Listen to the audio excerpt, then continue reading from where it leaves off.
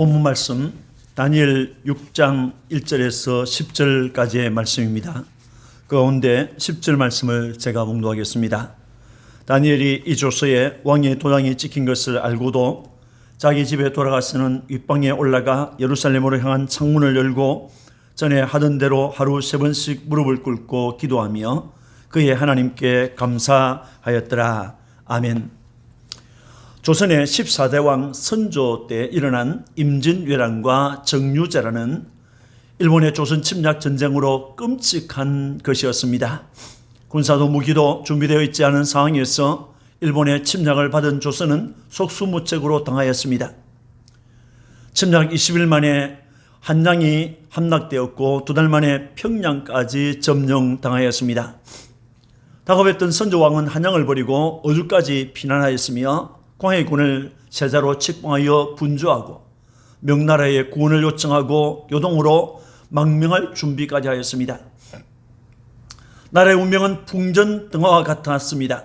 이 전쟁을 끝내고 나라를 구하기 위해서 군율은 육지에서, 이순신은 바다에서 죽음을 각오하고 싸우다가 전사하였습니다.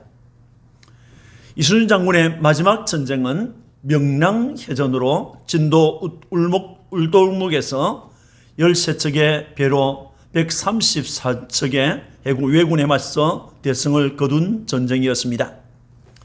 이 전쟁을 명랑대첩이라고도 하죠. 명랑해전을 앞둔 1597년 9월 15일 이순신은 휘하의 장수들을 모아놓고 병법에 이르기를 반드시 죽고자 하면 살고 반드시 살려고 하면 죽는다라고 하였고 또 한 사람이 길목을 지키면 1000명도 두렵게 할 수 있다고 했는데 이는 오늘의 우리를 두고 이런 말이다 라고 하는 연설을 하였습니다. 반드시 죽으려 하는 자는 살고 반드시 살고자 하는 자는 죽을 것이다 라고 하는 말은 영적 생활에도 적용되는 말입니다. 마태복음 10장 38절 39절에 또 자기 십자가를 지고 나를 따르지 않는 자도 내게 합당하지 아니하니라. 자기 목숨을 얻는 자는 잃을 것이요 나를 위하여 자기 목숨을 잃는 자는 얻으리라고 하였습니다. 요한복음 12장 24절에 하늘의 밀이 땅에 떨어져 죽지 아니하면 하늘 그대로 있고 죽으면 많은 열매를 맺느니라고 했습니다. 이처럼 예배나 기도도 사생결단으로 하면 하나님의 은혜, 하나님의 응답이 주어진다는 것을 보여줍니다. 오늘은 기도에 목숨을 건 다니엘이라고 하는 제목으로 은혜를 받고자 합니다. 다니엘이 생명의 위기를 만났습니다. 10절에 다니엘이 이 조서에 왕의 도장이 찍힌 것을 알고도 라고 하였습니다. 여기에 나오는 다니엘은 다니엘서를 기록한 하나님의 선지자입니다. 다니엘은 유대인으로 바빌론에 의해서 조국이 패망할 때 17, 18세의 나이로 포로가 되어서 바빌론으로 끌려와 이국 땅에서 70년 이상을 살았습니다. 그는 바빌론에서 느부갓네살 왕 때에 벨사살 왕 때에 승승장구하였습니다. 그 후에 바빌론은 메대 사람 다리오에 의해서 망하고 메대 바사 제국이 등장하였습니다. 메데바사를 세운 다리오 왕은 자신의 넓은 제국을 통치하기 위하여 120명의 고관을 세웠습니다. 그리고 그 위에 3명의 총리를 두었습니다. 그 3명의 총리들 가운데 한 사람이 다니엘이었습니다. 그는 90에 가까운 노인이었습니다. 다리오 왕이 이끄는 메데 바사 제국에서 다니엘은 총리로 등용되었고 고레스의 통치 기간에도 경통하였습니다. 다니엘 6장 28절에 이 다니엘이 다리오 왕의 시대와 바사 사람 고레스 왕의 시대에 형통하였더라고 했습니다. 이 같은 그의 잘됨, 이 같은 그의 형통은 어디서 왔습니까? 자신을 바빌론에 팔았기 때문에 또 메데 페르시아에 팔았기 때문에 잘된 것입니까? 그렇지 않습니다. 그가 잘된 것은, 그가 형통했던 것은 하나님의 은혜로 된 것이었습니다. 유대인 다니엘이 총리가 된 것을 시기했던 그의 동료들은 그를 제거하기 위하여 허물을 찾았으나 찾지를 못했습니다. 고민하던 그들은 다니엘이 하나님을 믿는다는 것을 알고 하나님을 믿는 일에서 함정을 찾고자 했습니다. 그들은 다리오 왕에게로 나아가 한 법을 제정할 것을 제청하였습니다.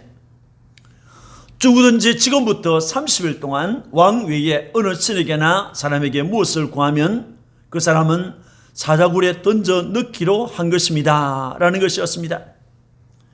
이것은 사람은 물론 어떤 신에게든지 기도하는 사람이 있으면 사자굴에 던져서 죽게 한다는 것이었습니다.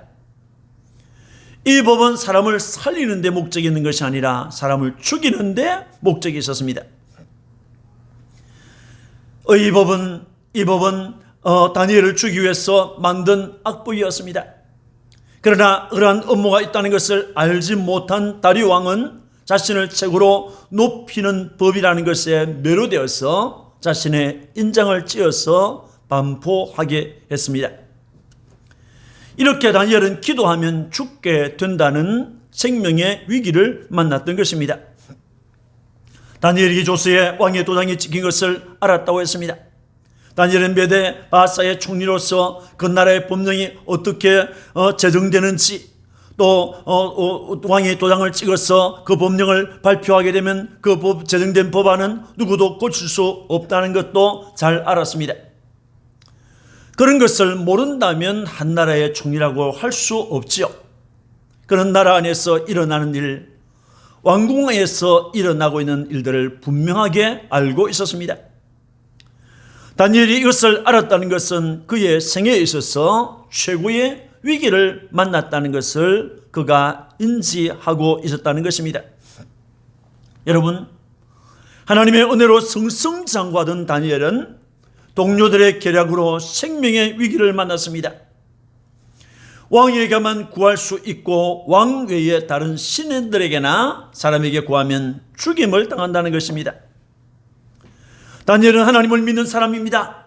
다니엘은 하나님께 기도하는 사람입니다. 그러므로 하나님을 포기하지 않는다면 사자굴에 던져져서 죽임을 당할 수밖에 없었습니다. 그가 죽지 않고 살 수 있는 길이 있다면 하나님을 버리거나 하나님께 기도하지 않거나 예배하지 않으면 되는 것입니다. 사람마다 위기상황은 찾아옵니다. 그 내용은 다를 수 있지만은 위기라고 하는 것은 사람들을 힘겹게 만듭니다. 위기를 만났다면 어떻게 해야 하겠습니까?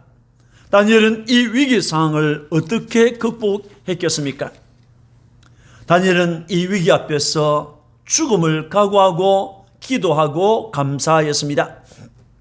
10절에 다니엘이 이 조서의 왕의 도장이 찍힌 것을 알고도 자기 집에 돌아가서는 윗방에 올라가 예루살렘으로 향한 창문을 열고 전에 하던 대로 하루 3번씩 무릎을 꿇고 기도하며 그의 하나님께 감사하였더라고 했습니다. 다니엘은 자기 집 윗방에서 기도하고 감사하였습니다. 10절을 다시 봅니다. 다니엘이 자기 집에 돌아가서는 윗방에 올라가 예루살렘으로 향한 창문을 열고 전에 하던 대로 하루 3번씩 무릎을 꿇고 기도하며 그의 하나님께 감사하였더라고 했습니다. 다니엘의 집은 집무실에서 멀지 않은 곳에 있었던 것 같습니다. 다니엘은 왕궁 집무실에서 일을 마치면 곧장 자기 집으로 돌아갔습니다. 집으로 돌아오면 다니엘은 윗방으로 올라가서 예루살렘으로 향한 창문을 열어놓고 기도하고 감사하였습니다. 이것은 다니엘에게 특별한 것이 아니라 일상이었습니다. 다니엘은 윗방에서 기도하였습니다. 여기 윗방은 옥상방을 말하는데 이곳은 다니엘이 하나님을 만나는 장소였습니다. 이곳에서 다니엘은 하나님의 말씀을 묵상했습니다. 이곳에서 그는 하나님께 기도했습니다. 이곳에서 그는 하나님을 찬송했습니다. 이곳에서 그는 하나님의 뜻을 찾았습니다. 이곳에서 그는 하나님이 주신 말씀을 기록하기도 했습니다. 다니엘은 예루살렘으로 향하여 창을 열어놓고 기도하고 감사했습니다. 예루살렘은 다니엘이 꿈에도 그리는 고향입니다. 지금은 파괴되어 버렸지만은 그곳에는 하나님께 예배하는 성전이 있었습니다.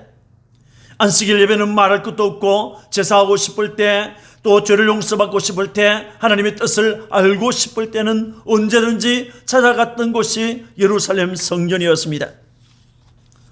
예루살렘 성전은 부모님과 함께 하나님께 나가서 예배했던 시온소였습니다. 친구들과 함께 뛰놀던 성전 마당이 있었습니다. 예루살렘 성전은 모든 이스라엘 백성들이 그리워하고 생명의 축복을 공급받는 축복의 시온소입니다. 예루살렘 성전 예배는 모든 이스라엘 백성들이 소망하였습니다. 포로지에 흩어져 살면서 70년간 흩어져 살면서도 저들은 예루살렘 성전으로 돌아가서 예배할 날을 회복하기를 소원했던 것을 볼 수 있습니다. 다니엘이 자기 집 윗방에서 예루살렘으로 향한 창문을 열어놓고 기도했습니다. 다니엘은 어떻게 기도했습니까? 하루 3번씩 기도했습니다. 다니엘이 전에 하던 대로 하루 3번씩 기도하며 라고 했습니다. 그는 신앙의 선조들처럼 하루 3번씩 기도하였습니다. 경건했던 하나님의 사람들은 일상에 하루 3번 이상 기도했던 것입니다. 다니엘은 어떻게 기도했습니까? 전에 행하던 대로 했습니다. 이전에 하던 대로 기도하였다고 했습니다. 이것은 몸에 배어 있는 기도를 말합니다. 항상 하는 기도를 말합니다. 다니엘은 무릎을 꿇고 기도하였습니다. 무릎을 꿇는다. 이것은 항복하는 자세를 말합니다. 절대 주권자이신 하나님 앞에 아무것도 할 수 없는 죄인인 것을 고백하는, 하나님의 도움을 전적으로 구하는 기도를 말하는 것입니다. 다니엘은 하나님께 기도하였습니다. 그의 하나님께라고 했습니다. 이것은 다니엘은 자신이 믿는 하나님께 기도했다는 것입니다. 다니엘은 유일무이하신 하나님을 믿었습니다.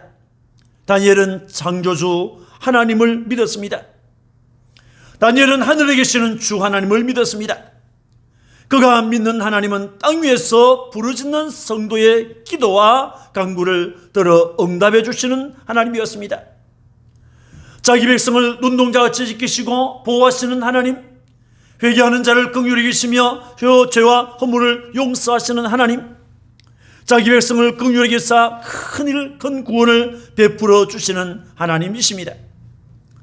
다니엘은 그 하나님께, 그의 하나님께 그 하나님을 자신의 하나님으로 믿고 그분께 기도했던 것입니다. 다니엘이 어떻게 기도했습니까? 그는 기도에 감사를 더하였습니다. 10절에 다니엘이 하루 3번씩 무릎을 꿇고 기도하며 그의 하나님께 감사하였더라고 했습니다. 다니엘이 하루에 3번씩 무릎을 꿇고 기도하면서 그의 하나님께 감사했다는 것은 일상의 기도와 감사, 쉬지 않는 기도와 감사를 말합니다. 이 경우의 감사는 기도와 함께 올려지는 제물 향인 것입니다. 요한계시록 5장 8절을 보면 뇌 생물과 24장로들이 그 어린 양 앞에 엎드려 각각 금은과 향이 가득한 금 대접을 가졌으니 이 향은 성도의 기도들이라고 했습니다. 여러분, 하나님 앞에 드려지는 금 대접이 있는데 거기에 있는 향이 성도의 기도라고 했습니다. 이렇게 다니엘은 기도하고 감사하였습니다. 다니엘은 어떻게 기도했습니까? 죽음을 각오하고 하나님께 기도하고 감사하였습니다. 10절에 다니엘이 이조스의 왕의 도장이 찍힌 것을 알고도 자기 집에 돌아가서는 윗방에 올라가 예루살렘으로 향한 창문을 열고 전에 하던 대로 하루 3번씩 무릎을 꿇고 기도하며 그의 하나님께 감사하였더라고 했습니다. 다니엘은 왕의 조서에 왕의 도장이 찍힌 것을 알았습니다. 그 내용은 이제부터 30일 동안에 누구든지 왕 외에 어떤 신에게나 사람에게 무엇을 구하면 사자굴에 던져 넣기로 한 것이니이다 라고 하는 것입니다. 조서의 왕이 도장을 찍어서 공포하면 그 순간부터 그 내용은 왕 자신이라도 변경시킬 수 없는 것이 메대 바사의 규례였습니다. 선포된 법령의 외형적인 내용은 왕을 향한 온 국민의 충성을 내세운 것입니다. 그러나 실질적인 내용은 다니엘을 비롯한 하나님의 백성을 죽이기 위한 것이었습니다. 이것은 신앙을 올무로 한 시험인 것입니다. 다니엘은 이 법을 알았습니다. 이 법을 만든 사람이 누구인지도 알았습니다.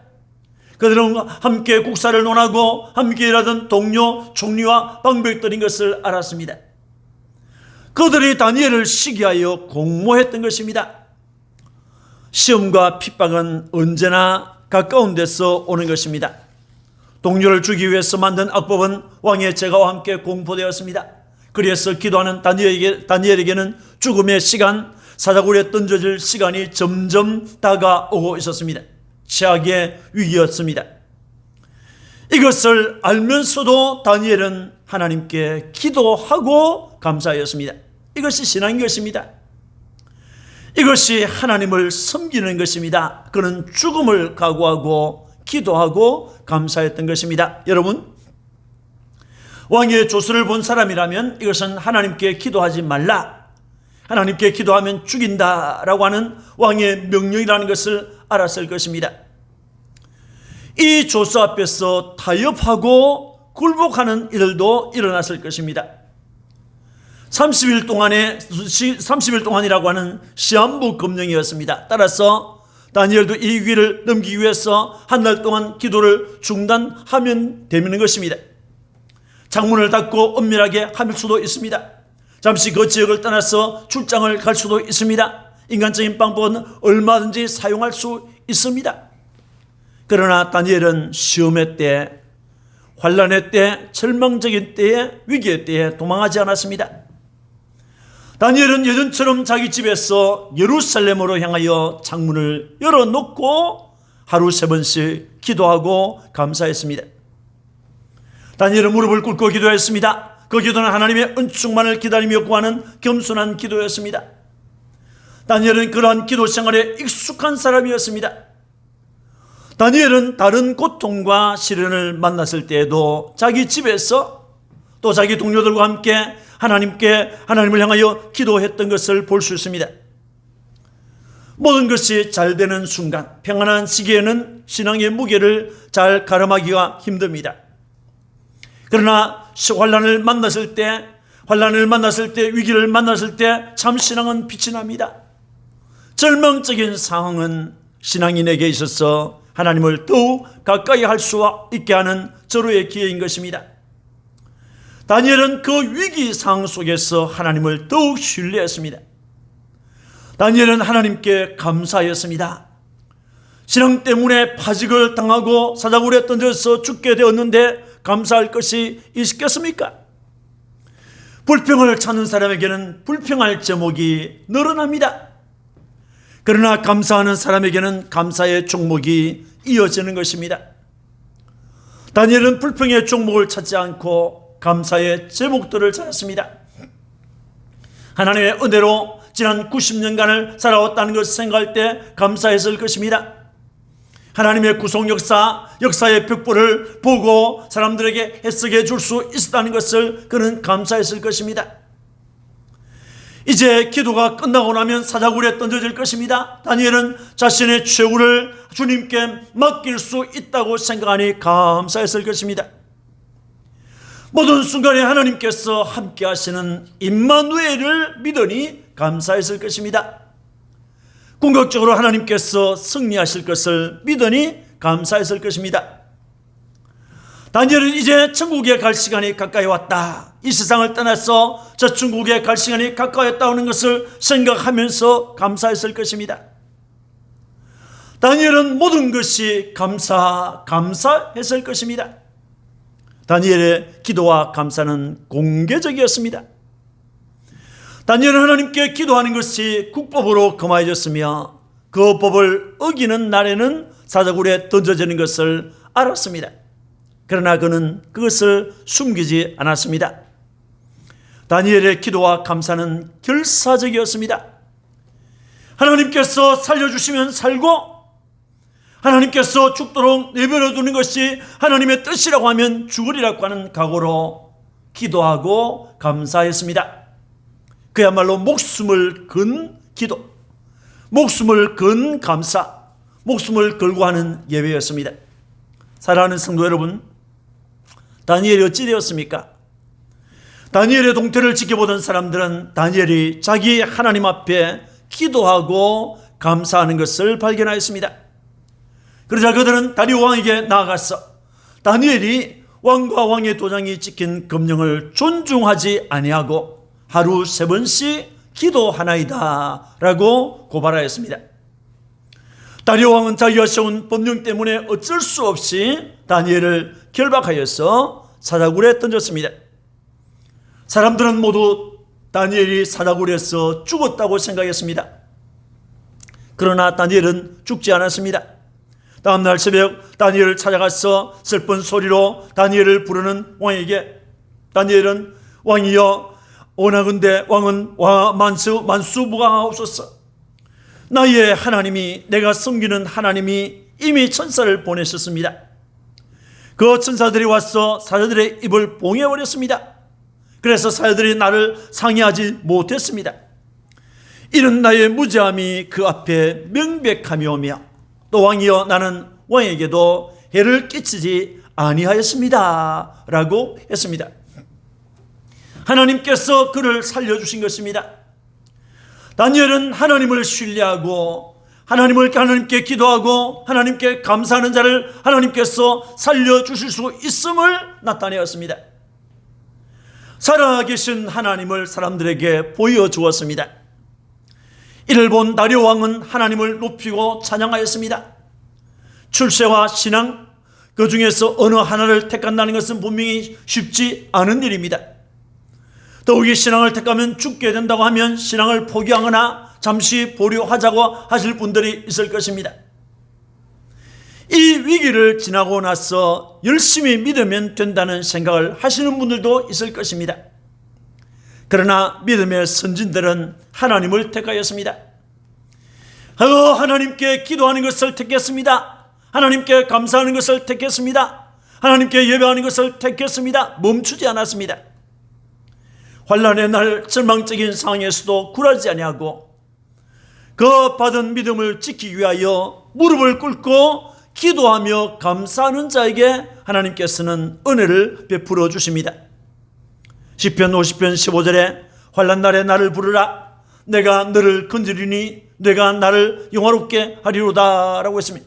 하나님께 부르짖으면 하나님께서 건져주신다고 그랬습니다. 또 우리는 하나님을 영화롭게 한다고 했습니다. 기도는 사람이 만들지 않았습니다. 기도는 인생의 하나님을 찾는 방법으로 이를 고안하고 가르쳐 주신 분은 하나님이십니다. 사람들은 기도하는 사람을 어리석은 사람, 바보 같은 사람, 시대적인 감각이 없는 사람, 미련한 사람, 미친 사람이라고 생각할 수 있을 것입니다. 그러나 기도와 감사는 신자로 하여금 환난의 때에 넘어지지 아니하고 승리할 수 있도록 힘을 공급합니다. 서론에서 말씀드린 것처럼 반드시 죽으려 하는 자는 살고 반드시 살고자 하는 자는 죽을 것이다 라고 하는 말처럼 기도에 목숨을 걸 수 있는 사람이라고 하면 그 사람은 참으로 행복한 사람입니다. 기도에 목숨을 거는 사람은 하나님을 믿는 일에도 목숨을 걸 수 있는 사람이 분명하기 때문입니다. 여러분들의 일상 가운데 목숨을 거는 기도, 목숨을 걸고 하는 감사, 이런 기도와 감사가 넘치시기를 주님의 이름으로 축원합니다. 아멘. 기도하겠습니다. 거룩하신 하나님, 주님의 은혜를 감사합니다.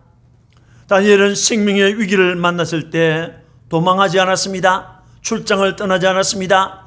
은밀하게 숨기지 않았습니다. 오히려 공개하였습니다. 모든 사람들이 보라는 듯이 창문을 열어놓고 하나님 앞에서 기도하였습니다. 주님, 예루살렘 성전을 그리워하면서 기도하였습니다.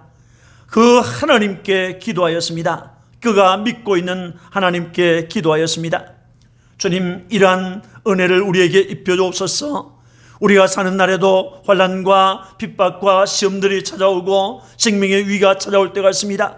주님, 그때 우리는 하나님을 모른다고 부인하는 사람이 아니라 오히려 나는 하나님을 믿는 사람이요, 나는 하나님께 기도하는 사람이요, 나는 하나님께 감사하는 사람이요, 나는 하나님께 예배하는 사람이요 라고 공개적으로 말할 수 있는 은혜를 베풀어 주옵소서.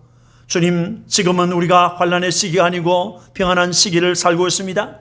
우리가 평안한 시기, 즐거운 시기를 살고 있는데 이 시기 동안에도 게을러서 하나님 앞에 기도하지 아니하고 게을러서 하나님께 나오지 아니하고 하나님 아버지, 우리가 하나님 앞에 감사하지 아니하는 이런 연약함과 죄들을 용서하여 주옵소서.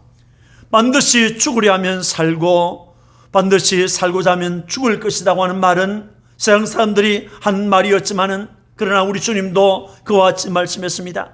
주를 위해서 목숨을 버리면 이러면 살 수 있을 것이라고 주님이 말씀했습니다.